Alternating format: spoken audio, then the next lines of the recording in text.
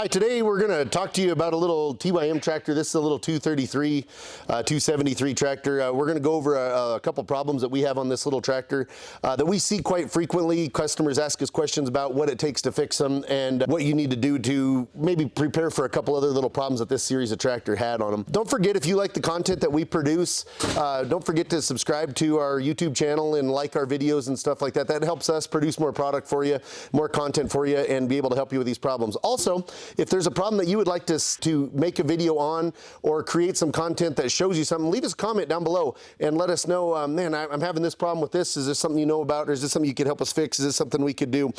We would be happy to do that for you if we can. Also, if you've ever experienced this little problem here, leave us a comment and let us know if it's something that you were able to fix easily or if it was harder than you thought it was going to be. But this is a 233 TYM, same tractor as a 273. The only difference between the two is the horsepower between the two. One was a 23 horse, the other one was a 27 horse. Identical tractors, same engine, same transmission, same 3-point, same PTO, same front end, same loader, everything. They were just difference in horsepower. TYM also morphed this tractor later on down the years into what they called a T293, which was the identical platform with bigger tires on it.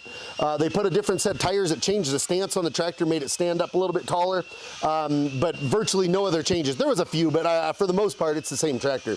And then this tractor has now morphed into what is called a T25 with TYM. It's a very popular platform. We sell a lot of the T25s.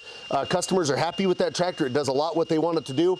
But I'm going to go over, this is on the 233, 273, 293 platform. I can't honestly tell you that the new T25 has this same problem or not. We haven't seen it enough, but this definitely shows up on the 233, 273s. So what the problem would be on this little tractor is right down here on this axle, you will start getting a drip down here on the axle flange.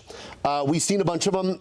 It happened quite regularly. Guys would be getting drips down on the tire, and they'd be getting drips on the floor, and they were leaking out of this wheel seal. There's a couple things that can cause it.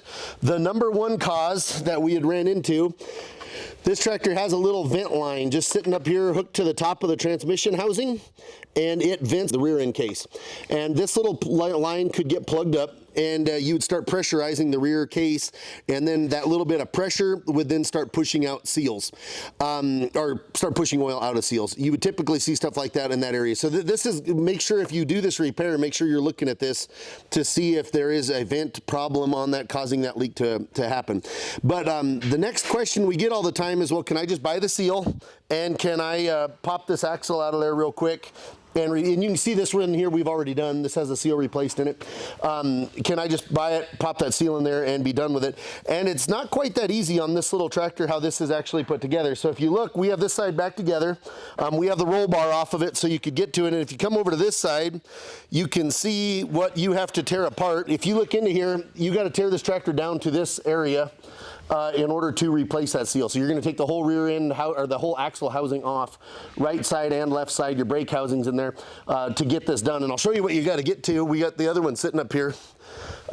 This is the axle housing for that. You have to take this completely off. And the reason you need to take it off is to get this axle out.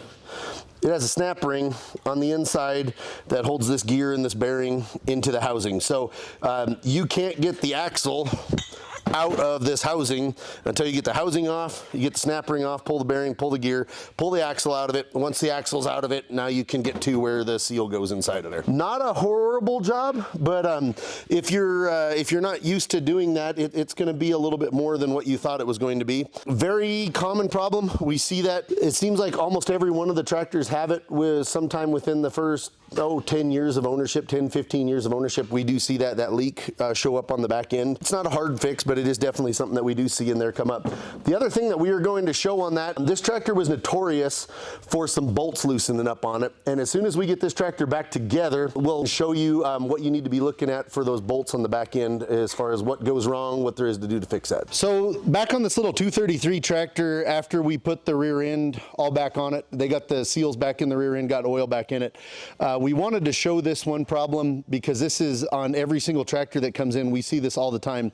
If you raise the loader up in the air and you just grab a hold of the loader and move it, if you can kind of show this, Chandra, the whole front of the tractor will move multiple inches and the rear end doesn't move at all. And what I'm going to have her kind of show you here, if you look down and just look at those bolts, if you can kind of get in there and look at it while I wiggle that, that will move on those bolts. Can you see that in there? Yep. Okay. What you're going to have happen with it is, this tractor is a divorced tractor, which we're not used to seeing. If you're used to looking at anything in any size, our tractors are always coupled together. We have a cast iron engine with a cast iron transmission with a cast iron rear end, all bolted together front to back.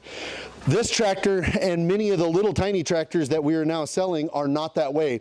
This tractor has a engine that is mounted into the frame and front end with rails that run to the rear end housing of the tractor, and it bolts the front to the rear with the transmission sitting in the middle and a drive line holding it together.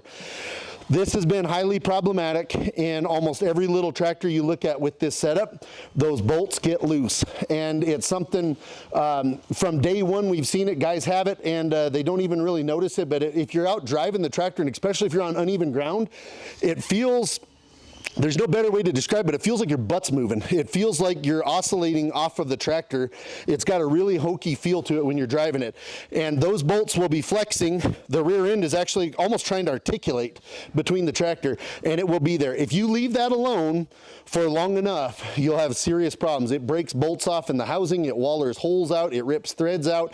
It's a bad situation. So it's something, if you've got one of these little tractors, or like we got that little Massey tractor over there, they'll have the exact same problem. We had a little Cub Cadet in here a little bit ago. It'll have the same problem. Mahindra's got it. Every manufacturer that has these little tractors is building it like that, and they'll have that. But it's real easy to check. Just lift her up and just rock it back and forth like that, and you'll see if those bolts are loose in the back end. Back to this same little tractor, we have the exact same thing here. If you're having trouble with the hood latching, like this tractor, it latches down just fine. If you grab a hold of this and it stays pretty stationary, not much of an issue. But on the 233s, the 273s, there's a steel hoop that runs around the top. It has two bolts on each side. If those get loose and you're somebody that grabs a hold of the top of the steering wheel to stand up off the tractor, you'll pull this back, which unhitches the hood, unlatches the hood, and the hood will become an unlatch. You can't get the hood latch to work right. So it's a simple fix. Just push it all the way forward, and then you got to tighten the bolts back down. But those two there, I would definitely keep an eye out for on this particular model.